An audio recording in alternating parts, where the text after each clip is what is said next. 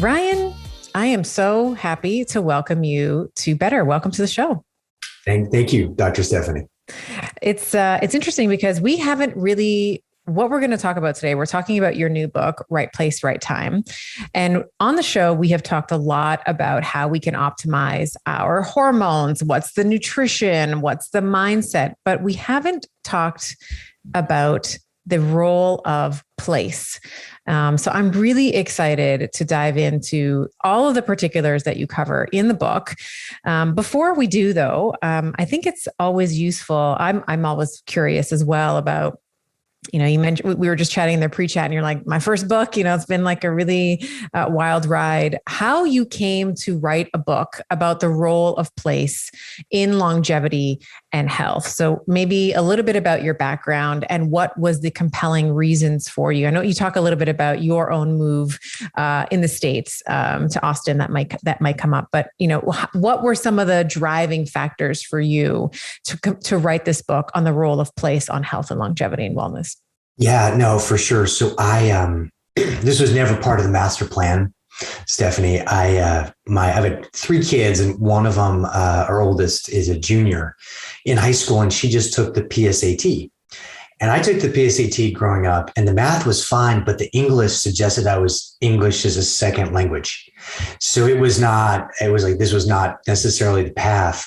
Did engineering, worked in Silicon Valley about 15 years ago, went to business school, and then focused on longevity. Basically, how can, really the intersection of place and healthy aging. So I've been thinking about this for a long time now. And I've developed communities, I've invested in communities, and it's made me think more and more about just the role the environment has on our health. And despite not being much of a reader or writer when I was growing up, got much more into it the last few years. And I guess the passion overtook me, and I started getting a lot of questions from people. Became like the family expert, friends and family. Oh, what do I do if this happens? What do I do if that happens? And I found that 2 things. One, people got a lot of questions, but then more importantly, I think people haven't necessarily been fully giving place its proper due in the context of healthy living. And I have a brother-in-law who's written some books, and he kept like needling me. And I eventually broke down and hired an agent, and Johns Hopkins is the publisher here for this book. But I had committed to writing it before the pandemic. And in fact, I'd written probably a quarter of it.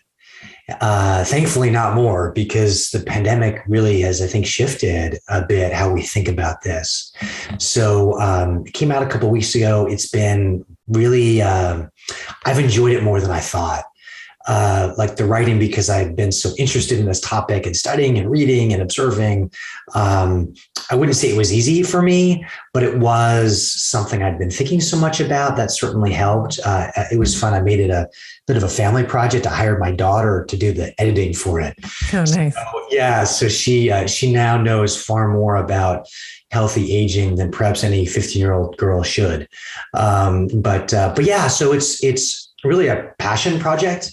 But it's been exhilarating to see the impact of some of the early readers, because I think it's jolted people in a good way to recognize here's this big thing, and often like right in front of us, but in some ways like hidden in plain sight, because the right place makes everything easier, and the wrong place for a given person, makes everything harder. So just excited to have done it and now released it, to the world. Yeah. And anyone who says that writing a book is easy is lying. I also released my first book earlier this year, and it was like childbirth. It was like, fast and slow and furious at some points, and then just arduously, painfully slow at others. So congratulations on it.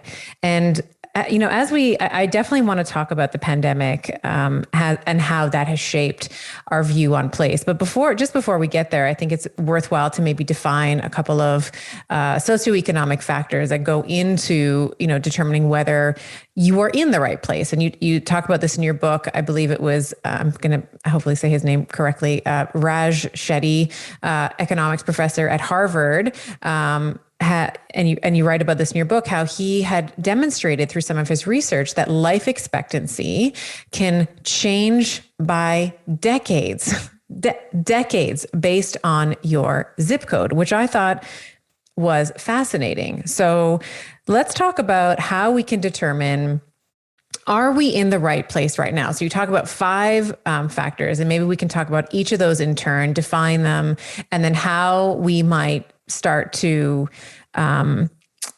stack up whether or not we are living in the right place based on these five socioeconomic factors. Yeah. So there's a lot there. So yeah, Raj Chetty, he's brilliant. He's one of these researchers who has really put a spotlight on place, and just to spend a moment on there, because we have our personal decisions, but we also have, like, at the society level, are we creating places for people to thrive? We live in Austin, Texas. We moved from the Mid-Atlantic a couple of years ago, which we'll probably talk about in a bit. Yeah. But in Baltimore, we lived in a zip code that the adjacent zip code to us, life expectancy was about 20 years less. And there's a lot in there. But it does speak to how place can be a key factor in not just life expectancy, but quality of life. And zip code is like sometimes just blocks, right? Like we're not talking about, in the next town over. We're talking about maybe a couple streets over. It depends, but yeah, it's in sections of blocks, could be dozens of blocks, but it's not another town over. Right. So we have our opportunity individually to take advantage, but we have this society issue. How can we make it better for everyone?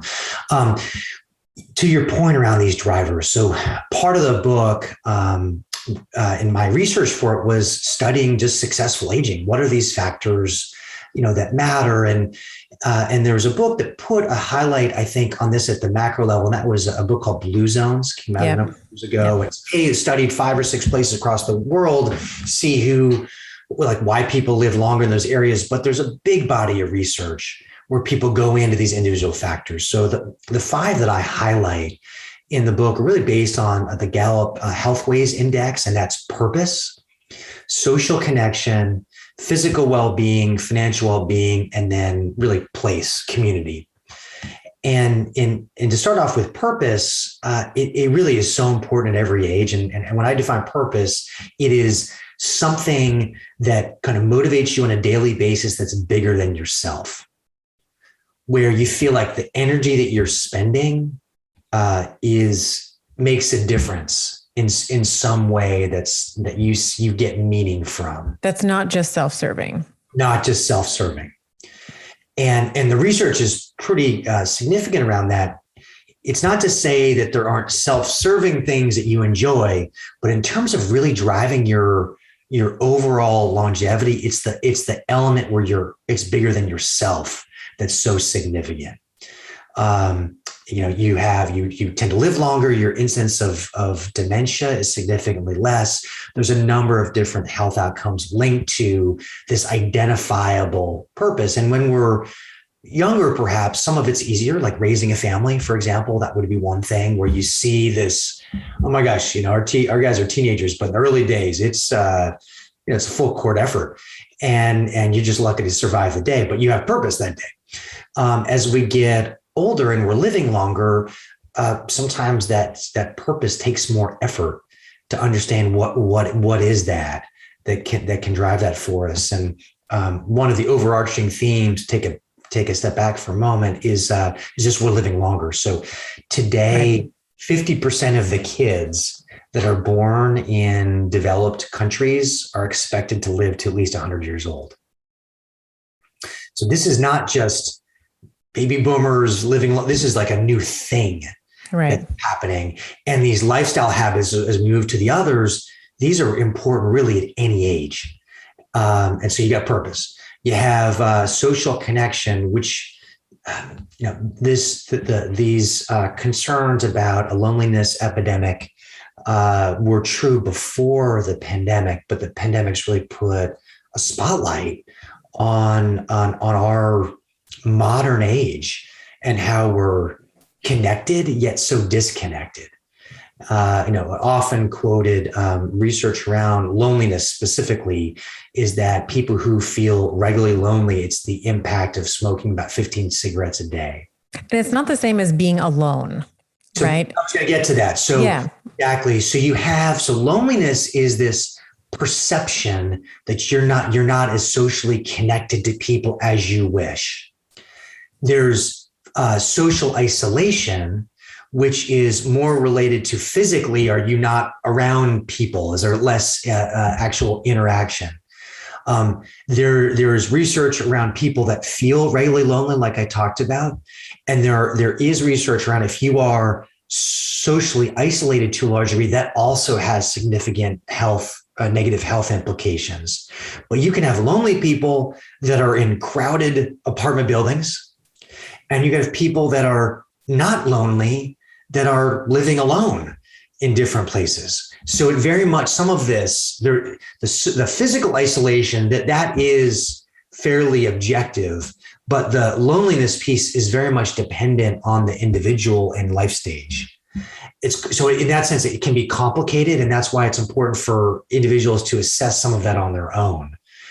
But this idea of being socially connected, having that social fabric in life, close relationships, and then even more just acquaintances become significant. There was a research study recently, as compared to 30 years ago, men and women have about a fifth. People that used to be the most, used to have the percentage of people that used to have 10 or more what they would describe as good friends, that number's gone down to about a fifth of what it was 30 years ago. And there's 4 times as many people that they don't have any close friends outside of their family. Well, you even saw this even with the pandemic, where I think that the language that people were using originally, it was like, you need to socially distance. Right. And there was a push. I mean, I don't know how successful it was, but it was like, it's actually not social distancing that we're after. It's physical distancing. I mean, we can talk about the research around the 6 feet. We won't go down that rabbit hole, but even the word, I think, caused a lot of problems. It's like, oh, I can't socialize anymore, rather than, I just need to maintain some space between me and the next person because of air, like the molecules that I'm aerating, into, that I'm respiring into the air. So when that happened, so I do a monthly blog on the Smart Living 360 website, and I got fired up for exactly that same reason. So when that happened, I jumped on it and pointed the exact critique you had, which is we actually desperately need like social connection. So physical distancing, okay, like social distancing, not okay. Right. And it was used somewhat interchangeably there in the beginning, I think, to the detriment of people. So you have this really significant element of social connection. And one other thing on that before we move on to the next one, and that is, fewer people are having kids. There's more single people in general. Family is more geographically disparate. So it means that this tribe that we need, we're social creatures. Right. We have to work harder now to find our people than we did in past generations. And we could talk about the pros and cons. I mean, the pro now, of course, the economic opportunity, you can move anywhere in different ways, but we've now lost a lot of these extended family relationships that were more common several generations ago. Even my mother-in-law, like she lived, when she was growing up, and I would say the same is true for, my mother, my grandmother is, mom, her, and then the kids were all in the same house. Everybody was up in everybody's business. So you can, like that might be a con. Yeah. However, that saying, it takes a village, it takes a village to raise a child. It's really true. And we really do see the brunt of the responsibility now is, we can talk about, the differences between male and female roles in the home, but a woman who's trying to have a career and then also raise children. I mean, something's got to give. So we see, we see nannies and we see caregivers that are coming in, or they're going to school earlier. We're sending them to preschool and things like that earlier so that someone else can help out. So it's the same, we're still trying to get other people to help us. But in this case, in this more modern scenario, it's paid, right? Like we're either sending them to preschool, earlier, which was like never a thing. 20, 30, 40 years ago, preschool wasn't really, around, or we have these nannies, live-in nannies, nannies that come in from, call it 8 to 8 or whatever, whatever the time is. Yeah. You're exactly right. So we're born in this age and time, and how do we construct a fulfilling, long, like thriving life in light of the era that you're in? Right. We're in this era where, fortunately, there are possibilities to get help for those that have some resources and so on, but it's still not the same. And when you have family, there may be some dysfunction, there may be up into different people's business, but there's something different when like it's not paid. This is just who we are looking after each other. And we see the pressure, as you highlight. My wife, certainly when we had young kids and her career, and it was a lot, we're all trying to figure it out. But over the construct of a longer life, the same thing happens later in life. Like just as always bumps in the road, and who's there to catch you? Who's there to help point out that there's a bump in the road before you hit the bump? It's difficult for paid help to be there in the same way. In the same way your mother-in-law might tell you, listen, I've been through this before. They need to be coddled this way. Like they need to be, they're not going to, I totally agree with you, because I remember when my babies were young and my mother-in-law was saying, this is what you like, this is how you do it. This is how you coddle them. This is how you hold them. This is when they cry like this, you do this. And that is never, you don't get that wisdom. As you were saying, you don't get that wisdom from paid help, because, the help is here to, support you, but maybe they don't feel empowered, or you don't have the relationship with them where they feel like they could say, you know what, I know what you're going through. This is what they're not going to speak up in the same way that your mother or your mother-in-law might. Right. So you've got this issue around, I've heard the term like chosen family. Right. Or these people that you want to be close enough to and do life with that aren't necessarily, biological. So it's a meaty subject. It's a really meaty subject. And then another one is around just physical well-being, being active. And I remember I was at a healthcare conference several years ago, had the four most recent U.S. Surgeon Generals. And they asked them separately, what's your best advice for, living a healthy, longer life from a, physical activity perspective? And they just said, move, just move. Our bodies were made to move. Our current society, however, is quite sedentary. And so we have to find ways to move. And so that's another area, just physical well-being, whether it's, walking or biking or tennis or like that whole dimension, and what that does, not just to our heart, but our brain when we're, interval workouts and at different ages, ways to push yourself that in effect, you can kind of keep yourself younger with certain ways of being active. And then the fourth area is around financial well-being. And one of the challenges there is it's great that we're living longer, right? That should be a great thing. However, it's important that we're in a position where we can be financially well over a longer life. And in an environment where jobs are changing and industries get disrupted, where pensions don't exist, where Social Security is likely to get restructured, this is not a technology getting rid of manual labor. Technology getting rid of manual labor. This is not it's a complicated exercise.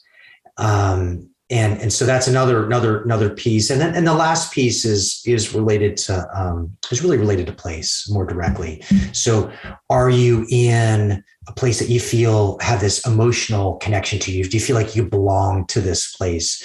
Do you feel it, for given your physical limitations, perhaps, is the place the right spot for you from a safety perspective, from a health and well-being, especially with the pandemic as a reminder, the air quality for which, your place has, the connection to nature, which is valuable both inside your home and outside your home, a number of different elements that are very specific to, your place and built environment. So those are the 5 areas that I highlight as like key drivers in living this longer life, and place has a direct one, like I just talked about at the moment, but it also has an impact on purpose and social connection and physical well-being and so on. And so one of the things I talk about is how if you're focused on a better life, and you're thinking about eating better and exercising more often, well, place should be just as important in that conversation, because it's in effect, it's this huge thing that's hidden in plain sight because, you take it for granted, but sometimes we just think of place as housing and not as this foundation for all these other, key elements. And so as you were talking specifically about physical well-being, I was thinking about I lived in New York City for a time, very easy to get around. And it's very much a pedestrian. Like I could walk from, I lived in an area called Tribeca, which is sort of a southern, south of the island. And I could walk all the way up to Hell's Kitchen and back. It would take me, a couple hours, but still I could walk wherever I really needed to. The subway system was, incredible. And I also think about other cities like London in the UK, very similar, very much a pedestrian city. Same with Paris. Every time we've been there, very easy to navigate. And then my city, Toronto, you need a car. I mean, we have subways, but it's, I would say a rather, we'll say, when you compare the subway system of the, New York to Toronto, I mean, Toronto has 3 lines, like New York has, I don't know how many, and then there's the express, and then you have the local. Anyway, so it's interesting. And we're going to get into each of these different pieces, but, for a Torontonian, someone who lives in Toronto, or maybe cities that developed after a certain amount of time, I would say Chicago is also probably very much a pedestrian city as well. Like there's cities Boston as well, like cities that sort of flourished at a certain time, very easy to navigate in terms of movement, just to kind of double click on that point that you made with the Surgeon General, just being able to move freely. Like I can just walk to the cleaner, and I can walk to the butcher, and I can walk here, and like you end up accruing 5, 7, 8,000 steps a day, versus in Toronto, I need to drive to the grocer, and then I need to drive to the dry cleaner, and I need to drive to pick up my kids. I can't walk, which is a huge, I think that's a huge impediment to healthy living, is when you're reliant on a car. Yeah. So it's a key point you raise, and that is for any of these things, how can your place make it easier? In this case, like to move, how can you make it easier to move, or harder? What are these ways it kind of nudges you to do the right thing? There's a movement right now, they call it 15 or 20 minute cities. Now, the idea is you can get access to all the things that are important within a 15 to 20 minute, like bus ride, biking, walking. And Paris is an interesting example, because Paris, unlike say New York, they've put a cap on how high the buildings are. DC is similar. And so what it does is it creates a little bit more of a middle height. There's a more technical term I can't remember right now, but more middle height, which creates I'll call it mid density. And it's actually probably better for the environment, how these buildings are structured. But also it creates these little pockets of accessibility. You're seeing some interesting work in Australia talk about this, number of different actually places in the world.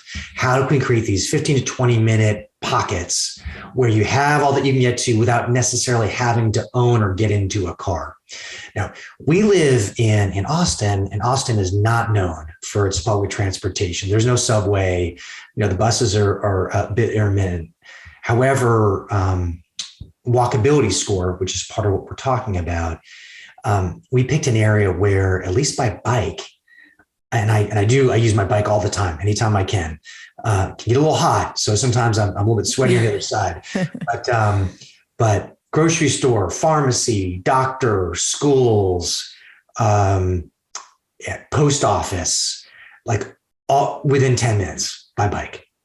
So my bike bags. And so I'm not saying everyone's doing this, but at least it's possible. But the option is there. Option is there. And so, then I've got the bike bags. There's more bike lanes that have now protected. That's one of the things that happened with the pandemic.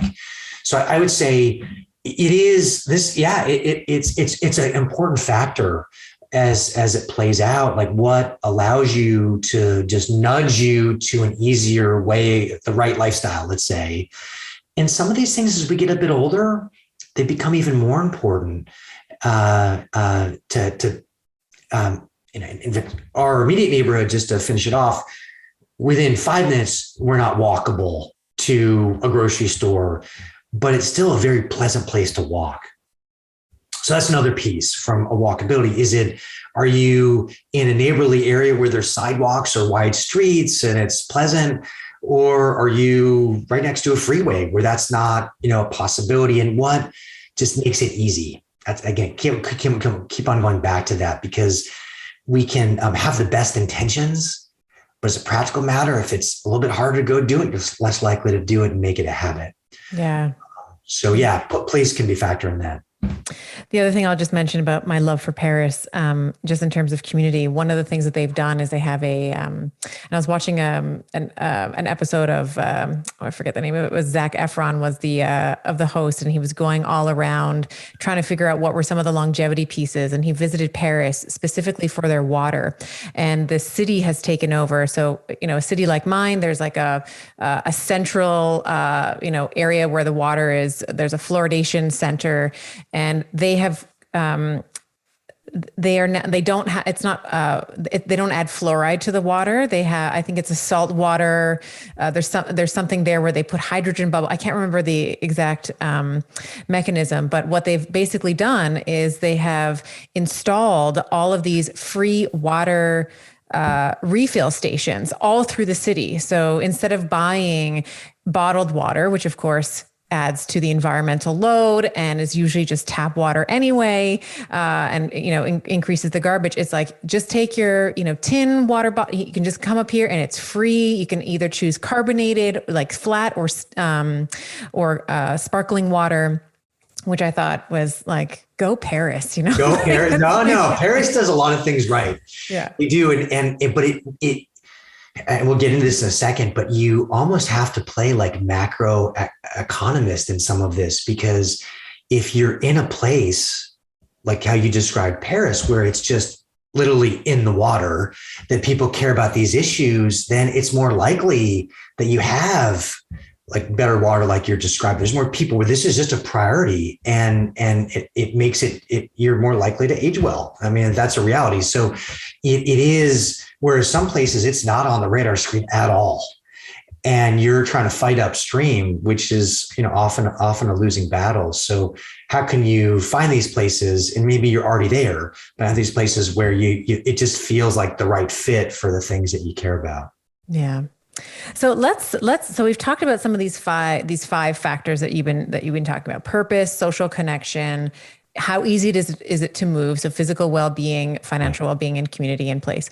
How do we evaluate whether we are in the right place or not? And in the book, I really enjoyed a lot of the stories that you told with some of the different couples, whether they were moving to be with, a community. There was one, they wanted to move closer to be more with their community of ethnic heritage. There was an Indian community. Yeah. Some moved to be closer to their family. And then, maybe later they're like, well, I left, this place. I don't have any new friends. Was this really the right move for me?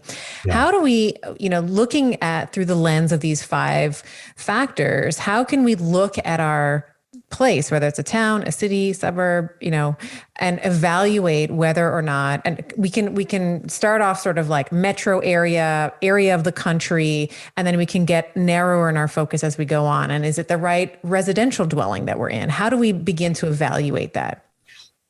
Totally. The principles. So the book focuses on what I would describe is when the kids are no longer a factor in your primary decision making. I'll call that 50s and above. Of course, some people, that's not part of their life story, and these factors may be more significant earlier. But the principles that we're talking about in terms of place apply to any age. The social connection pieces we talked about, all that, regardless of age. But the reason why I focus on the second half of life, part of that's my background, is understanding those those environments really well.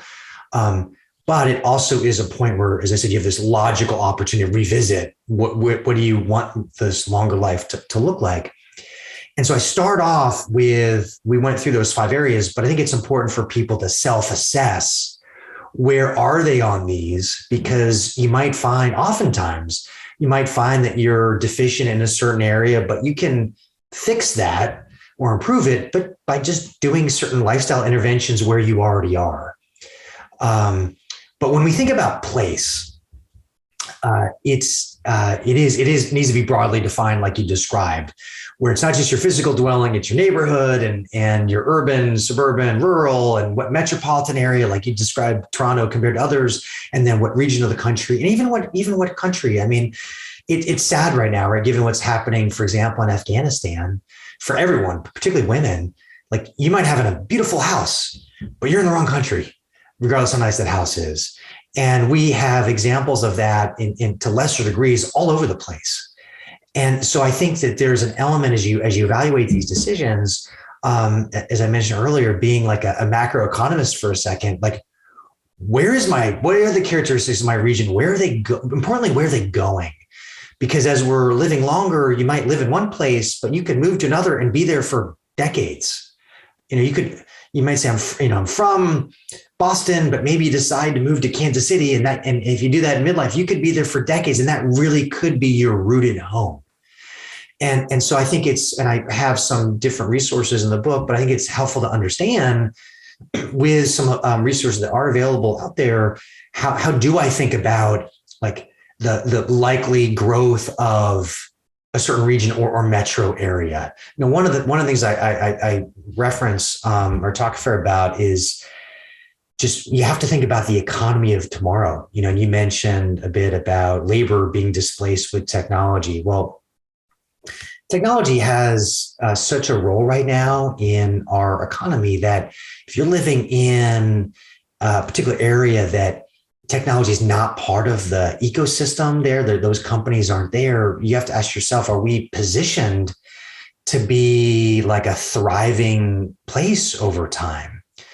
Because if you're not, you then have this question, like economically, you have this question, what's this place going to look like over time? And might I be trapped?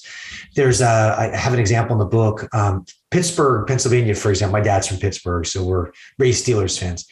And the city itself is thriving right now. It's got strong universities, strong medical programs. A number of companies have been moving there. But you go 2 or 3 hours outside of the city, where we used to have a family hunting cabin, you see a lot of for sale signs. So a lot of sellers, no buyers. And the schools are hurting. The health of the community is hurting. It's a sad situation. But the point I'm raising is that some people were able to get out. Some people saw it. They moved. They could sell their house. So you have to have some appreciation and pay attention to the trajectory of that area and metropolitan area. But even down the neighborhood level, neighborhoods change. And you might be in a neighborhood where you knew everyone and it was safe and energizing, but it can change. And you can then find a spot where that local school that used to draw young families, well, maybe that's not a good school anymore, and people aren't moving it for that. And maybe it's not as safe as it once was for different reasons. Maybe the police involvement, whatever, there's things happening. So when there's an issue, like, you can't get help as it happens. And as we do get older, we at least feel more vulnerable for when things happen. So yeah, there's a lot of things to think about, even before you get to the physical dwelling place. Yeah. And it's, and recognize that places, one of the things I do talk about, I think it's important to reference, sometimes we see changes that happen to us. Like, I'm in my mid 40s, I ache in certain areas I used not to ache in, knees included. So I feel that I'm changing a bit, but places change too. And so we have to be attuned to how we're changing and how our places are changing. And is it a good match? So what might be an amazing place for one stage in life could be the absolute wrong place for another place, even if our physical address stays the same. Yeah. And I, even just my own migration through my own life, when I was younger, pre-children, I wanted to live downtown. Like, I wanted to live near all the restaurants. I wanted to live near the action. And now, I'm not plussed if I never go downtown again. Like, it's too crowded for me now, which is so interesting for me to look at how I used to just absolutely love, like, downtown Toronto. You could make the argument it is one of the culinary hotspots in North America, very diverse, great food. But now I'm like, I need my quiet. I need my space. I need my garden, and it's interesting. Even when I look at my parents and my in-laws, they, came to Canada from, Italy. And now that their children are grown, now they're looking at purchasing and going back to the motherland. Like, they're spending months on end in Italy, searching, in their original towns, like, for a property that they can build on. And it's interesting, when we think about when we get to, our 40s, our 50s, our 60s, when maybe our children are grown and the focus now can return to ourselves, we have this opportunity to ask, okay, what is it that's really important? And you can make the argument, they moved from Italy back in the, I guess it would have been like the 50s or 60s because of a terrible economic situation in Italy. You can say the same for Greece and Portugal. Like, there was a mass efflux from those countries to North America for a better future.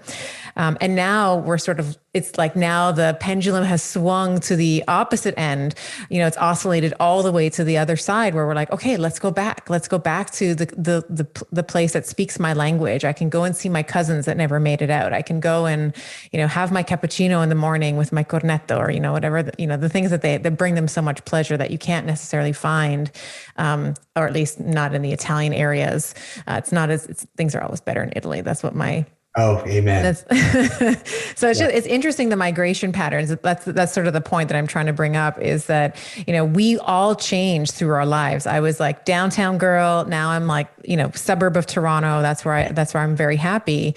But I see my in-laws, and even myself, I'm starting to dream of, like, what would be a really great retirement place for me? Would it be somewhere in the south of France? Would it be somewhere in Italy where, the sun and the food and the je ne sais quoi there is more in line with my heart?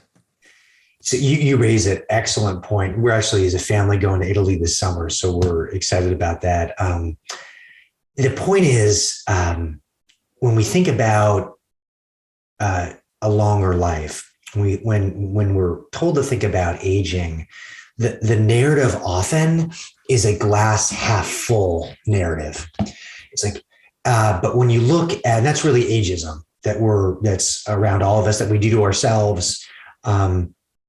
Look at the research around happiness and self-reported well-being. It has this U-shape picture, and it's a U-shape everywhere. It's really fascinating. In the US, you start in your 20s, you have a certain level of happiness and thinking about, your downtown stage, as you're describing. And then you have this decline that happens, where down to really the nadir, the bottom point is in your late 40s, early 50s. I like to think that it has some correlation to teenagers in the house. And then it picks up and you start getting happier again. Again, this broad data set.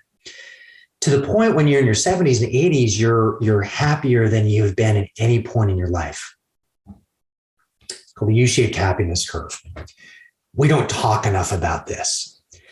And what ends up happening is, but part of that, this is why your point's so important, is there's an imagination to it. What do I want these chapters to look like? And we need to be careful, because I was just like you in the sense that I was living in downtown San Francisco, all walkable.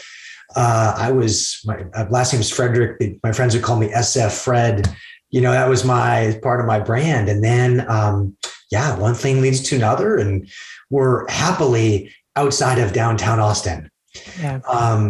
But who's to say what the future chapters are going to look like? Who's to say at that point, what are the things I'm going to find most personally fulfilling? It's difficult to make a life commitment now to say that this is the best place for me to thrive forever. I just don't know. And that has implications. So the key point is, you got to tap into this imagination and this glass half full mindset, which sometimes our society doesn't necessarily endorse as much. In the first chapter, this is what it's about. Hey, what do you want this to look like? But then you have to be mindful that have the courage to make changes to place. Sounds like your mom and family's thinking about, to think about it and then take action. And recognizing that, as I said, that there may be significant but positive changes that are the right ones for you down the road. So this is in general like a really exciting narrative that we're living longer, but we almost have to act like adults. We have to be adulting, I guess, because damn it, exactly. Because planning matters. You might say, well, I really want to do this, but turns out my health isn't what it should be, or it isn't. Now, some of that's just luck or not luck, but some of it's lifestyle. Maybe you're in a position financially where there was a series of decisions you made that prohibit now some of what you might want to go do. So there are, these decisions have ramifications down the road. But in general, it should start with imagination. You talk about this idea of aging in place and some of the maybe the issues that you have with this sort of passive term. Yeah. And I wanted to talk about living in community, aging in place, and if someone is hearing this and they're saying, there's no way, like I came from Portugal, I'm not going back there. Like I am happy where I am. What are some of the benefits of aging in place? What are some of the considerations? Like you said something about your knees, not feeling, not being, so maybe we can talk about, maybe you don't move towns, but you, instead of having a 2 or 3 story home, maybe you're on you're on a single level home, or maybe you make the living room into a bedroom or, something like that. So you're not going up and down the stairs all the time. What might be some of the considerations that we would take for aging in place if moving somewhere is either not a desire or an option? So part of, I have a chapter where I rant on this term called aging in place. And it's a term that's more common for older adults, where this narrative where I've either got my single family home or there's like senior living or skilled nursing. And I definitely don't want to do any of that stuff. So I'm going to stay in my single family home. That's this aging in place, like broad narrative. And the challenge with that narrative, as I mentioned, is that, I hate the term. I mean, aging, it seems so passive. It's like happening to you, and in place feels like you're a statue, which is not a good image, and it's not consistent. It's passive too. It's like it's happening to me rather than for me. Yeah, exactly. And all the research around healthy aging is about being active, about being engaged. So I suggest a different term around like living in community. And what I mean by that, it's much more active. You're the protagonist here.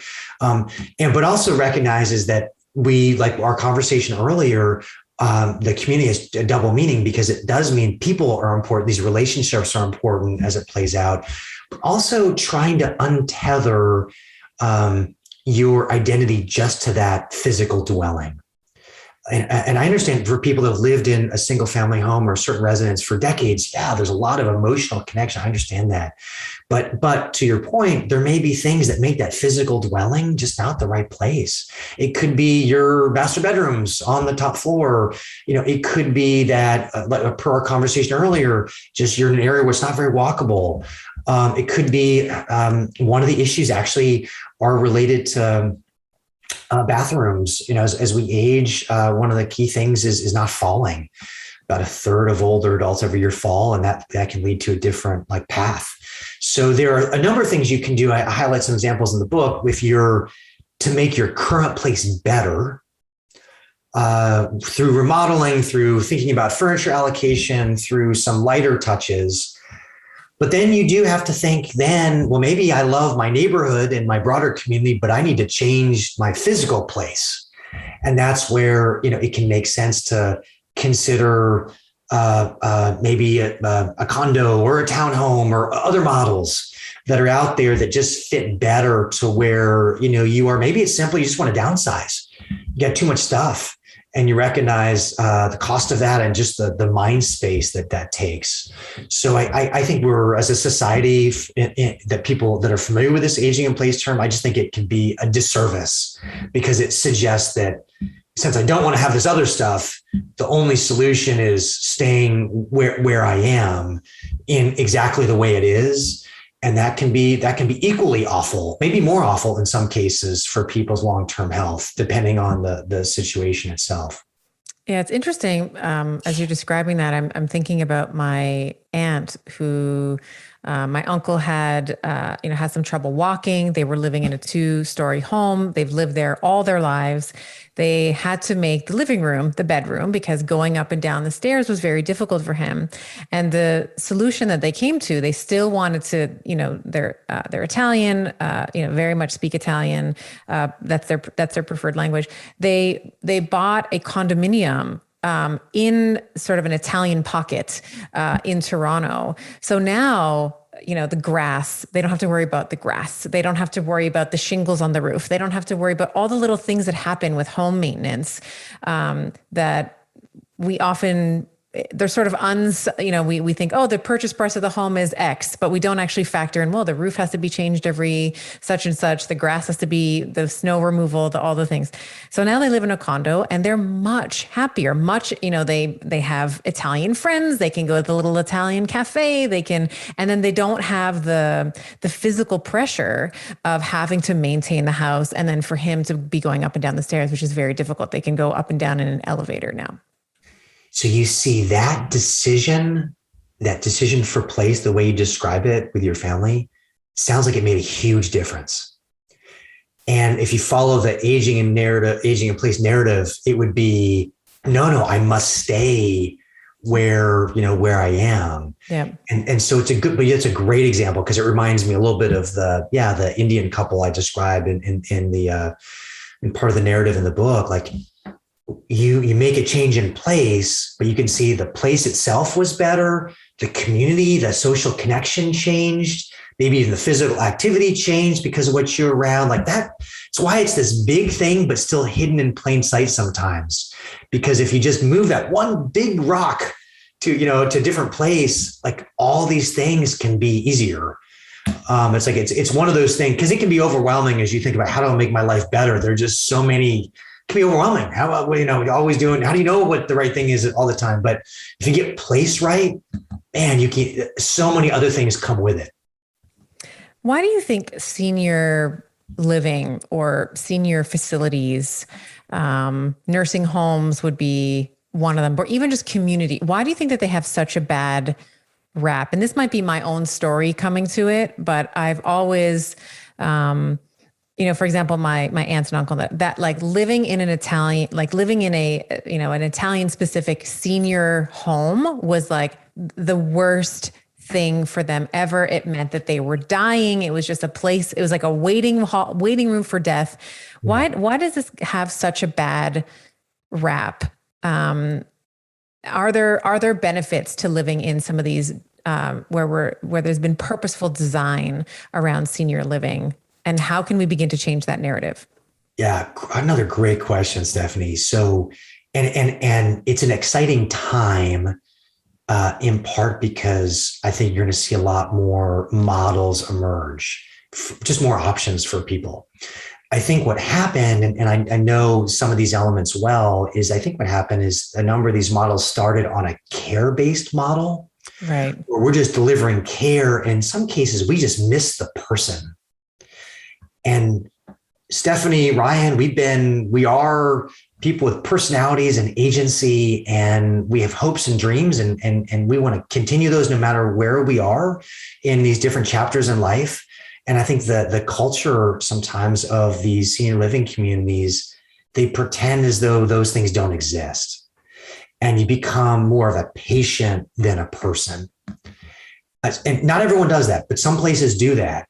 And you walk in and there's a sense that it's like soul sucking.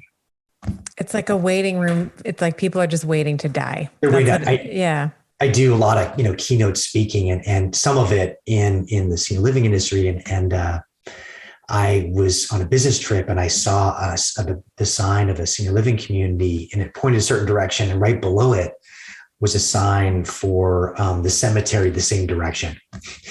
And so I took a picture of it because it was exactly what you're describing. Yeah. It's like what not to do. What not to do. Right. Yeah. The branding you're associating yourself with is that waiting room. Yeah. Now, not every place is like that. There are some amazing places where they are rich communities, where people know each other, they care for each other, where they're able to be the same person they were before, where in some cases they bring their outside community in, and they do have really important infrastructure for services, healthcare and otherwise, so that help you stay healthy. But when things do happen, you're not on your own. And those situations when you can be the same person, you're seen as a person, not a patient, and then you have the infrastructure when health episodes do happen, it can be pretty powerful. There's a group I know that part of what I do is strategy consulting to different groups across the country. And this group in Seattle I work with, where really powerful quote, this woman, so it's a senior living community, it's, in downtown. And she said, I've lived in Seattle all my life, but I didn't have a home until I moved to, it's called Horizon House is the name of the community. So there are some that get a bad rap that really are quite exceptional, but there are plenty that don't get it. And what's important for us, and one of the reasons I wrote the book, was to let people know this decision matters.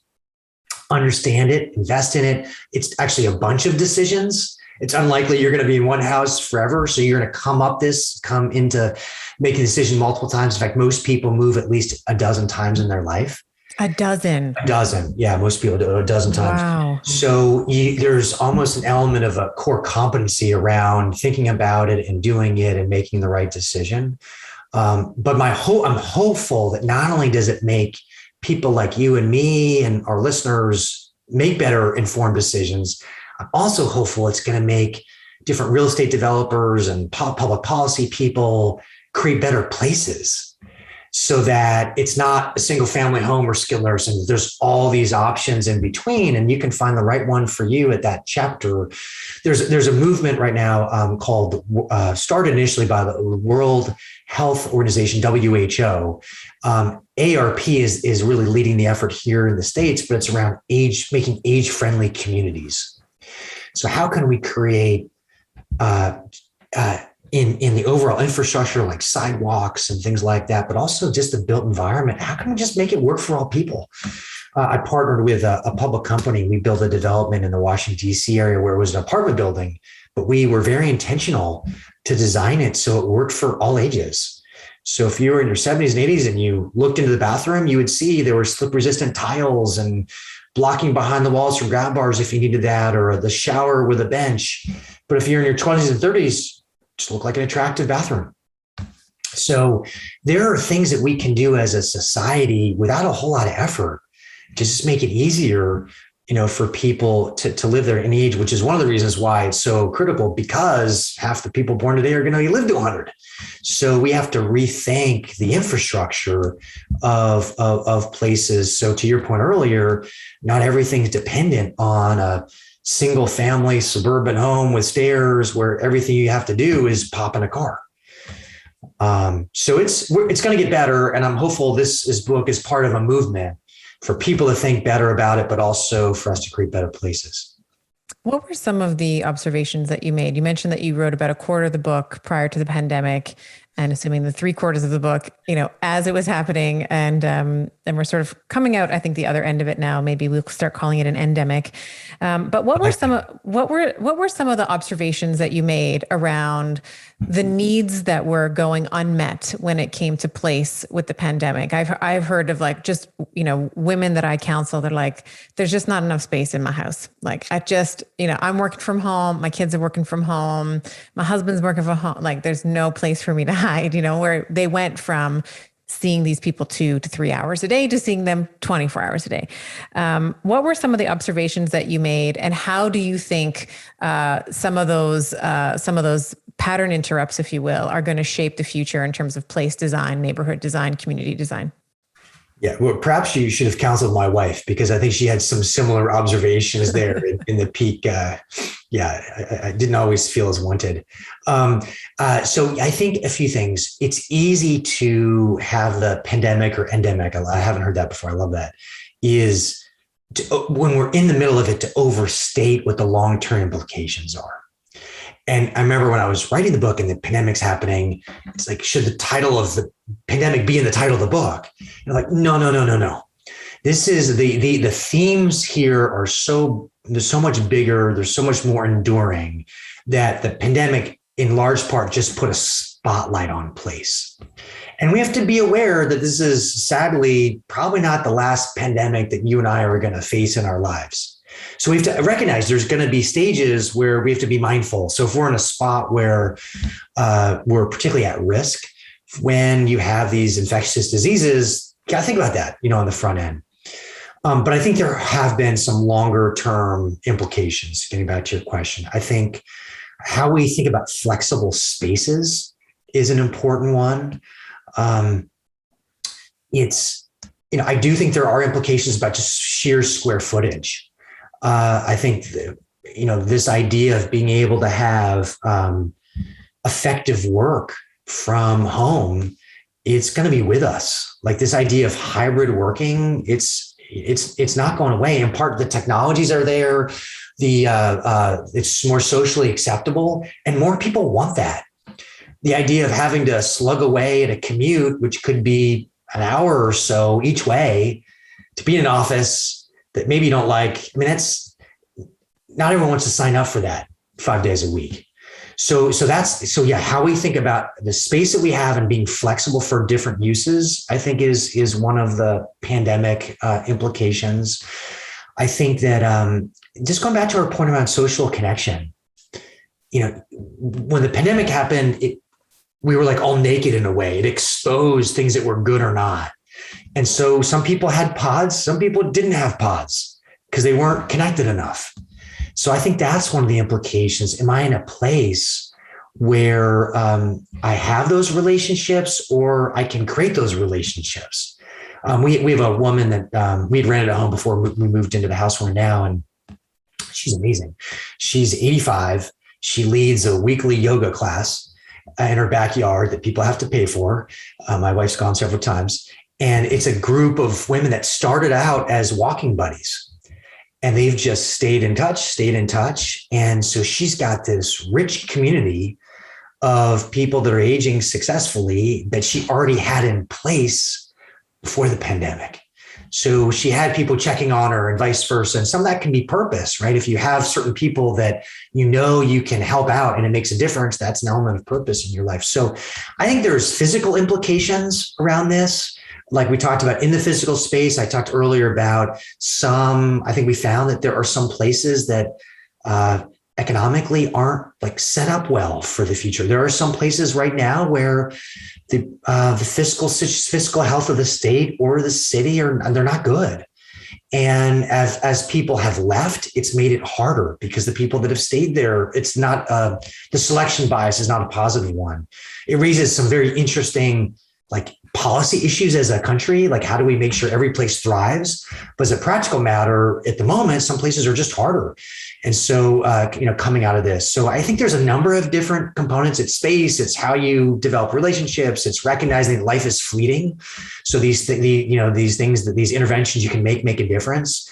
And so I'm hopeful that a number of those things will stay with us as this plays out. And so it enters our thinking around these big decisions. I remember many of my American friends, there's been just an efflux out of California and New York and an influx to Texas and Florida. One of my good friends, JJ Virgin, I think she had sent me a stat, like something like, 15,000 or 20,000 new people in Florida, like every single, it was a day or week. I forget the stat now, but it was astounding. Like people were like, we're getting rid, like the tax in California, the policies that are happening, like can't take it anymore. I'm going to, insert red state, like Texas or Florida, where, maybe it's a little bit more business friendly, entrepreneurial friendly. And that's a really good example of how places change, right? Like California, beloved, right? Like it's like Santa Monica and LA and all these sort of, for the weather and the community and the people. And many of those people with the pandemic just were like, nope, I'm leaving. It's the lead story in much of this. It's, when you look at, and I've lived in California for a lot of my life. Grew up there, went back after college for a dozen years, love it, have many close relationships. But some of it is governance. One of the concerns in a place like California, regardless how you feel politically, when you have an entire state of just one political party, it can be more likely to have crazy things happen than if there's some balance of power. And so, yeah, and that reinforces my point earlier that like places change, not just you, but places change as well. And however, it's one thing to move from a place. It's another thing to pick the right place for you and be integrated. So we're in Texas. We're a refugee state, basically what we're talking about. And we had an event last night for our school district where we welcomed new families in. So not surprisingly, I met 4 other couples. They were either from New York or California. Mm-hmm. And so then it becomes, well, how do we've chosen to relocate, but then how do we make life work here? And I think that's a really important piece, because if we don't think about place broadly enough, we think, oh, we checked the box on our house and it's got the 3 bedrooms and the 2 bathrooms, great. But in reality, that's just the start. And when you do have a chance, if you do go down a path where there's a significant relocation, that's also an opportunity then to rejigger these habits. So you can, let's say TV watching is a problem for you. Well, I know that's effectively on any device these days, but let's say TV is a problem. Well, maybe you shouldn't have the TV in your bedroom now.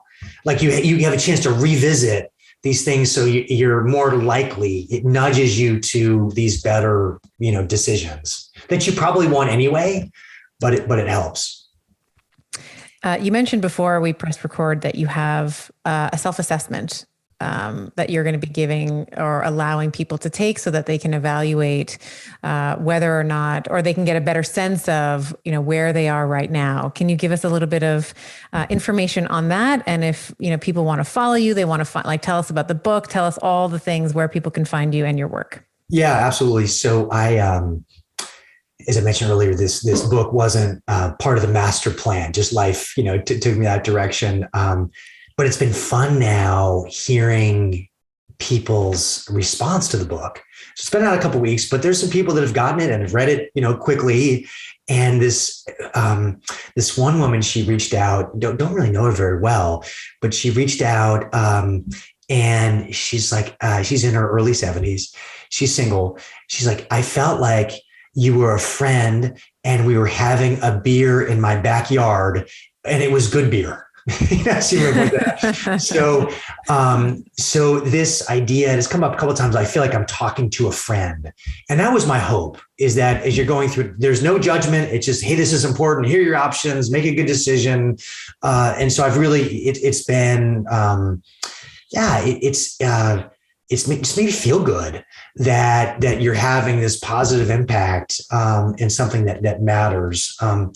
One of the things that's come back, the feedback, is the self-assessment. It's early in the book, and then people have an opportunity to fill out more later on.